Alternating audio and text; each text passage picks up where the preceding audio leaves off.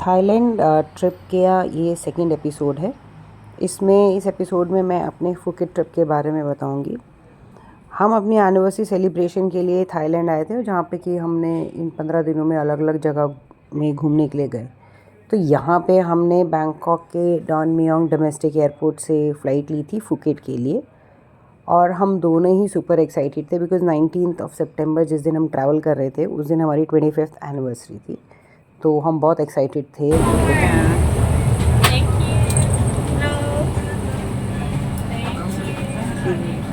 Phuket में land होते ही हम अपने होटल में गए, जो कि बहुत ही अच्छा और सेंट्रली लोकेटेड था। हम लोग पेटोंग में थे, जो कि बीच से आई थिंक 500-700 मीटर ही दूर था और वेरी वेल कनेक्टेड था हर एक ट्रांसपोर्ट सिस्टम से। सो रूम भी बहुत अच्छा था, और इस होटल का रिव्यू मैंने एक अपनी वीडियो में डाला है। 3 मिनट की वीडियो है, in case anybody is interested वो देख सकते हैं। उसके बाद हम चले गए थे बाइक रेंट करने के लिए, क्योंकि हम जनरली जब भी किसी भी जगह जाते हैं तो एक फ्रीडम रहती है मूवमेंट की। इस वजह से हम बाइक ले लेते हैं एंड फिर घूमते रहते हैं। तो पहला जो हमारा काम था कि भाई चलो बाहर देख के आते हैं कैसा सीन है, कहाँ पे ईटिंग जॉइंट्स हैं, कैसा कैसा वाइब है इस जगह की। तो बस हम एक्सप्लोर करने के लिए निकल पड़े। तो जब पहले मार्केट में गए तो वहाँ पे भाई ये कैसे कैसे अजीबोगरीब से क्रीपी से टॉयज़ मिल रहे थे, और सोवेनियर्स के नाम पे थाई शॉल्स और जो टिपिकल ऑफ थाईलैंड है वो सारी चीज़ें यहाँ पर मिल रही थी। इनफैक्ट हम लोगों ने बहुत ज़्यादा शॉपिंग के एम से आए ही नहीं थे, तो इस वजह से हमने ऐसा कुछ वहाँ से लिया नहीं। हाँ, छोटी मोटी चीज़ें जो कि मैं मतलब भूल गई थी लाना, जैसे कि मेरा हैट हो गया या सनस्क्रीन, थोड़ा बहुत जो भी ऐसी छोटी, और वो फ्लोटर्स, हाँ ये सब चीज़ें हमने वहाँ से ले ली, क्योंकि मैं इन सब चीज़ों को पैक करना भूल गई। बस फिर वहाँ पे हमने डिनर किया और निकल गए वहाँ की नाइट लाइफ एक्सप्लोर करने के लिए। और पतोंग बीच की नाइट लाइफ एक्सप्लोर करने के लिए वॉकिंग स्ट्रीट से और बेटर जगह कौन सी हो सकती है। तो हमारा पहला डेस्टिनेशन ही वही था, और हमने सोचा भाई आज ही जाके देख लो, इसके बाद तो हम पता नहीं क्या कहाँ कहाँ घूमेंगे फिरेंगे, तो we should not miss it. तो हम यहाँ, क्योंकि वैसे तो ये स्ट्रीट इज़ मोर और less same like the walking street of पटाया, तो हम वो वहाँ पे एक्सप्लोर कर चुके थे। तो ऐसा कुछ बहुत ज़्यादा एक्साइटमेंट नहीं था इसको देखने का, बट ठीक है अब आए हैं तो वाई नॉट। तो हम बस पहुँच गए वहाँ पे। अच्छा था, वो थोड़ी नैरो थी। कॉन्सेप्ट तो सेम ही था दोनों जगह, चाहे वो पटाया में हो चाहे वो यहाँ हो। और यहाँ पर भी कैनबिस तो ऐसे मिल रहा था जैसे कि पनवाड़ी की दुकान पे सिगरेट मिलती है या पान मसाला मिलता है।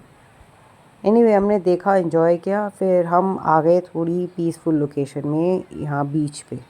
तो ये हमें अच्छा लग रहा था यहाँ पे रात को बैठ के, कम नॉइज़ी था तो अच्छा था, वाइब अच्छी थी, थोड़ा शांति चाहिए थी, तो हम यहाँ आ गए। यहाँ थोड़ा एंजॉय किया, अच्छी हवा चल रही थी, मौसम बहुत अच्छा था। और फिर यहाँ से हम निकल गए अपने होटल के लिए, क्योंकि सुबह के थके हुए थे और अगले दिन हमने सोचा था कि हमें अलग अलग जगहों पे घूमने जाना है। तो इस वजह से हमने कहा भैया बॉडी इससे पहले कि जवाब दे जाए थोड़ा रेस्ट कर लेना चाहिए। तो हमने डिनर तो कर ही लिया था, अब सीधे हम पहुंच गए थे यहाँ से अपने होटल में। रेस्ट करने के बाद अगले दिन सुबह हमने निकाली धन्नो और हम यहाँ पहुँच गए बिग बुद्धा टेम्पल, और इस दिन था 20 सितंबर। तो यहाँ बिग बुद्धा टेम्पल वाली जो जगह थी ये पतोंग बीच से करीबन 15 से 17 किलोमीटर दूर थी। तो रास्ते में कुछ बीचेस भी आते हैं जिसको हमने जाते हुए वापस जाते समय हमने एक्सप्लोर किया, बट जब हम यहाँ पहुँचे तो यहाँ का व्यू बहुत अच्छा था। हमने वहाँ पे थोड़ी देर व्यू एंजॉय किया, कुछ पिक्चर्स क्लिक करी, कुछ वीडियोस बनाई, और फिर निकल पड़े आगे। फिर जब हम वापस जा रहे थे तो ये जैसे अपना केरला में होता है ना कि एलिफेंट्स को नहलाना धुलाना, उनको केले वेले खिलाना, उनके साथ अच्छा टाइम स्पेंड करना, तो ऐसे ही यहाँ पे सीन था। सब लोगों ने यहाँ पे बहुत एलिफेंट्स रखे हुए थे, और आपको हर एक उनका अलग अलग चार्जेस थे अगर हम कैसे उनके साथ आपको टाइम स्पेंड करना है। तो हम तो ये सब केरला में ऑलरेडी कर चुके थे, तो हमने ये नहीं किया, और हम उसके बाद निकल गए कैरन बीच को एक्सप्लोर करने के लिए। तो ये तो वैसे ही रास्ते में भी आया था जब आप बिग बुद्धा को जा रहे थे हम लोग पतोंग से, बट क्योंकि अपोजिट साइड में हम ड्राइव कर रहे थे तो हम उतरे नहीं। हमने सोचा पहले अपनी जो डेस्टिनेशन है वहाँ तक हो आते हैं। फिर वापसी आते समय फिर हम कैरन बीच की तरफ गए। अच्छा, रास्ते में ना यहाँ पर क्योंकि अब सितंबर का मंथ है, this is the wettest month of Thailand, तो बारिश तो स्वाभाविक ही थी। तो उस दिन भी काफ़ी बारिश हुई थी, तो हम बच गए थे समाओ, क्योंकि हम जब बारिश हो रही थी तो शेल्टर के नीचे थे, तो हम बच गए थे। तो जब बारिश रुकी तो हम पहुंच गए यहाँ कैरन बीच। भाई इस दिन तो सी बहुत ज़्यादा रफ़ था, तो यहाँ पे तो उन्होंने जगह जगह पे वार्निंग साइन लगाए थे कि भैया you can't enter the beach. तो हमने तो ऐसा कोई रिस्क लिया नहीं, और बस हवा वगैरह, फील वगैरह, जगह का वाइब इंजॉय करके हम वहाँ से निकल गए। जब रास्ते में जा रहे थे तो वहाँ पे कुछ अलग अलग टेम्पल्स भी दिख रहे थे, तो हमने उनको भी एक्सप्लोर किया, थोड़ा वहाँ टाइम स्पेंड किया, और फिर हम अपनी धन्नो लेके फिर निकल पड़े। भाई यहाँ की बारिश का ना कोई भरोसा नहीं है। अभी हमें लगा था कि अभी मौसम साफ़ हो गया है, अब बारिश हो गई है। थोड़ी सी दूर आगे मंदिर एक्सप्लोर करने के बाद हम आगे गए, इतनी ज़ोर से बारिश हुई, इतनी ज़ोर से कि भाई वो आपको बिल्कुल भी टाइम नहीं देते कि आप थोड़ा भी तैयारी करो, और हम तो पूरी तरह से भीग चुके थे। फिर घर गए, अपना खाना खाया और सो गए। शाम को फिर हम आए चिल्वा मार्केट में, क्योंकि अभी बिल्कुल फ्रेश थे हम लोग, थक चुके थे सुबह ड्राइव कर इतनी दूर जाके। तो चिल्वा मार्केट में आए, मौसम अच्छा था तो हम निकल गए मार्केट को एक्सप्लोर करने के लिए। वहाँ पर काफ़ी खाने के लिए काफ़ी कुछ वैरायटीज़ थी जो उनके लोकल डेलिकेसीज़ थी, लोकल स्ट्रीट फूड आप कह सकते हैं। वहाँ पर तो ये तो मेरे हस्बैंड का फेवरेट जगह है, तो बस फिर वहाँ पे क्या था, वेजिटेरियंस के लिए ज़्यादा वैरायटी नहीं थी, बट फिर भी मैंने अपने लिए कुछ ढूंढ ही लिया था। तो मैंने वहाँ पे जाके अपने लिए ऑर्डर किया चीज़ कॉर्न, और मेरे हस्बैंड ने तो अपने लिए एज़ यूजुअल अपनी फेवरेट डेलिकेसी ऑर्डर करी। हम लोगों ने वहाँ पे खाना एंजॉय किया, स्नैक्स एंजॉय किए, अपना डिनर भी हमने वहीं किया, 2-4 फ़ोटो पिक्चर्स क्लिक करी, और फिर हम होटल में जाके सो गए। फिर next day, that is on 21 सितंबर, हम निकल गए वहाँ के बीचेस को एक्सप्लोर करने के लिए। अब साउथ की तरफ हमने कैरन बीच तो एक्सप्लोर कर लिया था, और नॉर्थ की तरफ हम निकल गए थे अब कमला और सुरीन बीच को एक्सप्लोर करने के लिए। वहाँ रास्ते में जाते समय ना इतने अच्छे अच्छे व्यू पॉइंट्स आते हैं जहाँ पे आपको हर बार ही मन करता है कि वहाँ पे आप थोड़ा रुक जाओ और टाइम स्पेंड करो, उसकी ब्यूटी को एब्जॉर्ब करो। सो हमने भी वही किया, जहाँ जहाँ पे हमें ऐसे स्पॉट्स दिखे तो हमने थोड़ा रुक के वहाँ पे देखा, उसको पिक्चर्स क्लिक किए, वीडियोस बनाए, और फिर निकल पड़ते थे अपनी धन्नों पे। रोड्स ना वहाँ की बहुत अच्छी थी, ड्राइव भी बहुत अच्छी है वहाँ पे ना, मतलब स्पेशली इन फुकेट एंड जो आइलैंड एरियाज़ हैं वहाँ पे बहुत अच्छे हैं, क्योंकि उतना ट्रैफिक नहीं है। बैंकॉक तो मैडनिंग है। हम पहुँच गए फिर वहाँ से कमला बीच पे। यहाँ पे ये छोटे छोटे से इन्होंने लोकलाइज बच्चों ने, या पता नहीं किसने ये बनाए होंगे, बहुत ही इंटरेस्टिंग से थे। और जैसे जैसे हवा चल रही थी तो नारियल के बने हुए हैं ये, तो काव करके उन लोगों ने बनाए हुए थे। यहाँ पर तो भाई आने से ना एक बड़ी रोमांटिक सी वाइब आ जाती है, क्योंकि बड़ा आइसोलेटेड सा, एंड आइसोलेटेड तो नहीं बोलूँगी, बट हाँ ये है कि यहाँ पे ज़्यादा टूरिस्ट ही नहीं है, ये खाने वाने के इतने ज़्यादा जॉइंट्स भी नहीं है। हाँ बट ठीक है, एम्पल है। वहाँ पर हमने अपने ड्रिंक्स वगैरह लिए, पिक्चर्स क्लिक कराई, और फिर निकल पड़े। अब हम निकल पड़े थे सुरीन बीच की तरफ, जो कि यहाँ से कमला बीच से 3-4 किलोमीटर की दूरी पे है।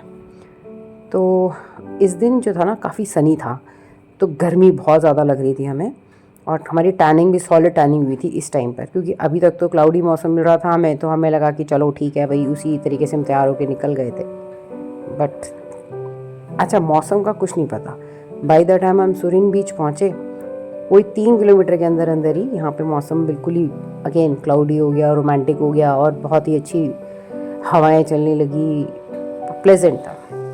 इसके बाद हम फिर निकल पड़े अपनी धन्नों पे, और पूरी जर्नी इंजॉय करी, बिकॉज़ बहुत बहुत अच्छे व्यूज़ मिलते हैं जब आप अपनी बाइक राइड पे आप जाते हो। तो वैसे ही वहाँ पर एक था डायमंड क्लिफ बीच, यहाँ पर भी हम रुके, काफ़ी टाइम स्पेंड किया और फिर हमारा दिन कैसे निकल गया हमें पता ही नहीं चला। फिर हम रात को अपना डिनर किया और फिर रेस्ट किया। अगले दिन morning, that was on 22 of सितंबर, हमने अपना ग्रैंड ब्रेकफास्ट किया और हम निकल पड़े सनराइज़ बीच की तरफ। तो ये बीच ना बहुत ही सुंदर था भाई। यहाँ पे हम मुश्किल से 2 ही लोग थे, बस मैं और मेरे हस्बैंड, और हमें कोई नहीं दिखा। इनफैक्ट ये इन्होंने एक बड़ा सा ये फ्लोटिंग ब्रिज बना रखा था जो कि मेरे ख्याल से 400-500 मीटर लंबा होगा। हमने पूरा तो नहीं गए, बट हाँ हम 150-200 मीटर पे जाके हमने वहाँ पे देखा कि कुछ फिशरमैन बैठे हुए थे। फिशरमैन के नाम पे भी 2 या 3 ही लोग बैठे हुए थे। तो उसके बगल में हम भी जाके बैठ गए। हमने भी वहाँ पर, मेरे हस्बैंड तो शुरू हो गए थे उसके साथ फ़िशिंग करने में, उससे रॉड उधार मांग के, और मैं तो लेट गई अपना। और क्योंकि इतने अच्छे झूले मिल रहे थे ना उस फ्लोटिंग ब्रिज पे, और बहुत अच्छी हवा भी चल रही थी और मौसम भी काफ़ी अच्छा था, क्लाउडी था, क्योंकि अगर बहुत धूप हो रही होती तो हम तो वहाँ पे बैठ ही नहीं पाते। बट पता है मौसम का यहाँ कुछ पता नहीं है, कभी भी धूप आ जाती है, कभी भी क्लाउडी हो जाता है, क्योंकि सितंबर का मंथ था तो इट वाज एक्सपेक्टेड। तो फिर वहाँ पे जब धूप आई, फिर हमने वहाँ पे अपनी पिक्चर्स क्लिक करी और थोड़ी बहुत वीडियो बनाई और फिर हम वहाँ से निकल गए। तो अगेन हमारे साथ हमेशा ऐसा होता है कि जब हम बाइक पे जा रहे होते हैं ना, तो कहीं ना कहीं हमें ऐसी लोकेशंस दिख जाती हैं जहाँ पे हमें उतर के घूमने का मन करता है। तो वैसी ही कुछ एक ऐसी लोकेशन थी जहाँ पे पूरा पाम के ऐसे हमें जंगल टाइप का था। तो उतर के हमने यहाँ पर भी अच्छा लग रहा था, क्योंकि इस टाइम पे बहुत धूप हो गई थी, गर्मी हो गई थी, तो यहाँ काफ़ी हवा मिल रही थी हमें। फिर रास्ते में गए तो हमें दिखा मंकी जींग पॉइंट। अच्छा, ये पॉइंट की खासियत ये थी कि ये ना इन्होंने एक लोकेशन ऐसी बनाई थी, पीछे मैनग्रोव्स थे, यहाँ पे सारे बंदरों को ये लोग फ्रूट्स ख़रीदते थे। फ्रूट्स मतलब बेसिकली केले ख़रीद के इन लोगों को फ़ीड करते थे। और लोग आ रहे थे, मैं तो बहुत डरती थी, क्योंकि मुझे पता था अगर मैं फ़ीडिंग शुरू करूँगी तो वो तो सब कूद कूद के आएंगे मेरे पास, जिसको मैं नहीं देख पाती। तो हस्बैंड बड़े इंटरेस्टेड थे कि he wanted to feed them, लेकिन मैंने बोला नहीं भाई, अगर आप करोगे फीड मैं तो चली जाऊंगी, मैं am not going to make any video. तो ये मंकी, इनको जब पता लग जाता है कि जैसे कोई आ रहा है या उनके लिए फ्रूट्स ला रहा है, तो अपना बाहर निकल के जाएंगे और सीधे पहुंच जाएंगे भाई उन्हीं के पास जो इनको फ़ीड करा रहे हैं। काफ़ी मंकी थे यहाँ पे, इन्होंने प्रॉपर उनके लिए। और यहाँ पे ना मतलब कैट्स को, डॉग्स को और मंकीज़ को ना काफ़ी ये लोग पूजा वगैरह करते हैं और काफ़ी मानते हैं। जगह जगह पे भी हमें कैट्स दिख रही थी, बट डॉग्स तो हमें एक भी नहीं दिखा भाई सड़क पे। तो कई कई होटलों में तो इट वाज मेंशन कि it's not allowed to harm them in any which way. फिर वहाँ से हम निकल गए एक फ़िटनेस पार्क की तरफ, जो कि अगेन इन्होंने एक बहुत अच्छा एक छोटा फॉरेस्ट, मिनी फॉरेस्ट कह लो, जिसको एक फ़िटनेस पार्क बनाया था, जहाँ की अप हिल डाउन स्लोप सब तरीके का इन्होंने टेरेन बनाया हुआ था उसी फ़िटनेस पार्क के अंदर। तो वहाँ पे ना एक पॉइंट था जो कि एक व्यू पॉइंट था बेसिकली, और उसको ये बोलते हैं फूकेत व्यू पॉइंट। और यहाँ पर इस गज़ीबो के अंदर एक कपल बहुत अपना मोमेंट एंजॉय कर रहा था, तो हमने भी उनको देख के एंजॉय किया।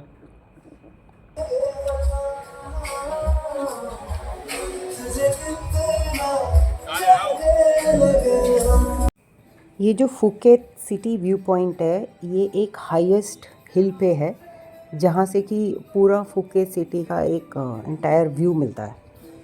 तो हमने भी एक्सप्लोर किया, वहाँ गए उस स्पॉट पे जहाँ पर से कि उन्होंने व्यू पॉइंट बनाया हुआ था। बट हम वहाँ ज़्यादा देर नहीं रुके, हमने थोड़ा सा इधर उधर देखा।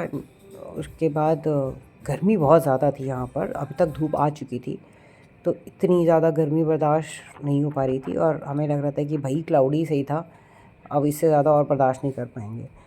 तो हमने वहाँ जाके बस फिर कुछ पिक्चर्स क्लिक करे, एक आध वीडियोस बनाए और फिर चले गए भाई किसी शेडी से इलाके में। वहाँ पे फिर ना काफ़ी, क्योंकि फ़िटनेस पार्क था, खाओरंग ब्रीज करके ये जो जगह है, तो इन्होंने ऐसे जगह जगह पे ना ऐसे छोटे छोटे बेंचेस और ये सब बनाए हुए थे। तो हम एक्चुअली, मेरा क्या है ना, मैं वेजिटेरियन हूँ, तो मेरे लिए बड़ी दिक्कत हो जाती थी खाने की। तो मैं तो वो जो ब्रेकफास्ट करती थी वहाँ पर, उसके बाद 7-Eleven से अपना सैलड और ब्रेड साथ में लेके ही चलती थी कि भाई अगर कहीं भूख लग गई तो ये, मैं तो वो स्ट्रीट फूड नहीं खा सकती। तो मेरे हस्बैंड का तो हो जाता था, बट मैं नहीं खा सकती थी। तो मेरा टिफ़िन तो भाई साथ ही चलता था जब भी हम कहीं जाते थे। तो मुझे लग गई थी भूख और डिहाइड्रेटेड सा तो फील हो ही रहा था, और वहाँ पर ऐसा कुछ खाने का कुछ ज़्यादा सीन था नहीं। तो हमने भी अपना एक बेंच देखा, और यहाँ पर ना अच्छा था, मतलब ठीक है जो सनी था, बट ये पर्टिकुलर स्पॉट पे क्या था, क्योंकि पेड़ वगैरह थे, अच्छी हवा चल रही थी, तो जगह का नाम ही खाओरंग ब्रीज़ है। तो हमने यहाँ पे बैठे हम अपना खाया पिया, और बस फिर क्या था, फिर निकल पड़े। अब हम ये जब यहाँ से निकले तो अगेन इसकी ड्राइव बहुत अच्छी थी। अब यहाँ पर टाइम भी हो गया था हमें ना काफ़ी, हमें कितना 4 बज गए थे आई थिंक। तो हमने सोचा कि चलो भाई अब यहाँ से वापस भी होटल की तरफ ड्राइव करके जाना है। तो हम पहुँच गए थे सिटी को, जिसको ये बोलते हैं फुकेत ओल्ड टाउन। तो यहाँ से हमें ज़्यादा देर नहीं लगी ओल्ड टाउन जाने के लिए।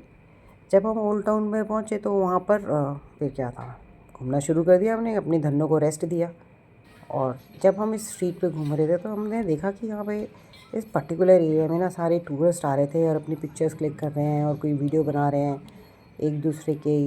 तो हमें लगा कि भैया हम भी कहीं पीछे ना छूट जाएं, बाद में पता लगे कि हमने कुछ मिस कर दिया, तो हम भी क्यों पीछे रहे। हमने भी वहाँ पे वीडियो बनाई। अब क्योंकि हम 2 ही लोग थे, हमारी कौन क्लिक करता, एंड मेरे हस्बैंड बहुत अच्छी पिक्चर्स क्लिक भी नहीं करते। एनीवे भाई आगे गए ना, ये बड़ी इंटरेस्टिंग चीज़ थी, पहली बार मैं देख रही थी। ये शॉप ओनर था, इसने एक बकरी पाली हुई थी, उसका ही बच्चा था, और दोनों के बेड्स रखे हुए थे। और भाई स्टाइल देख लो इनका, भाई कपड़े तक तो आज तक मैंने देखे थे, समझ में आ रहा था, बट डाइपर, भाई उसको डाइपर लगा रखा है, माँ को भी डाइपर लगा रखा है, उसके बच्चे को भी डाइपर लगा रखा है। भाई ये तो नखरे टशन भाई नेक्स्ट लेवल था। ये तो मतलब मैं कॉमेडियन के जोक्स नहीं सुनती थी, बट लिटरली ये तो मैं देख के ही ना हैरान हो गई। एनीवे अब यहाँ पर ना गर्मी अपनी चरम सीमा पे पहुँच चुकी थी, और हमने अब मेरे क्या है ना, मेरे लिए ना खाने से ज़्यादा पीने पे फोकस रहता है, बिकॉज़ ये पीने का सही है भाई, इसमें कोई नॉन वेज होने का या कुछ ऐसा कुछ पंगा नहीं रहता। तो मैं जनरली खाने से ज़्यादा पीती रहती थी वहाँ पे, अपने आप को हाइड्रेट करती रहती थी। बहुत ज़रूरी है भाई, जब सनी हो जाता है ना, हाइड्रेट करना बहुत ज़रूरी है। अब इस स्टेज पे आके हम दोनों तंदूरी चिकन बन चुके थे, बुरी तरीके से हमारी टैनिंग हो चुकी थी। जिससे दिख रहा है आपको ये जो रेड वगैरह है, ये कोई फ़िल्टर नहीं है, ये लिटरली हमारी ऐसी हालत हो चुकी है। हम पूरे भुने हुए चिकन बन चुके थे अच्छे से, और अब अपने आप को हमने बोला कि बस भाई अभी रिलैक्स करते हैं, जब तक छाया नहीं होगी थोड़ी तब तक हम जाएंगे नहीं। तो हम बस वहीं पे बैठे हुए थे छाया देख के, पब्लिक टाइम पास कर रहे थे, पब्लिक आ रही थी जा रही थी, और हम अपनी ड्रिंक्स एंजॉय कर रहे थे। आपने सोचा कि अब यहीं से हिलेंगे नहीं भाई, जब तक कि थोड़ा सा वापस से क्लाउडी ना हो जाए। तो फिर बस कुछ नहीं, अपने आप को रिचार्ज किया और फिर निकल गया मार्केट एक्सप्लोरेशन पे। अब मार्केट में ना बहुत अच्छी अच्छी चीज़ें थी देखने के लिए। ऑब्वियसली टूरिस्ट प्लेस है तो ये सब चीज़ें तो दिखती हैं।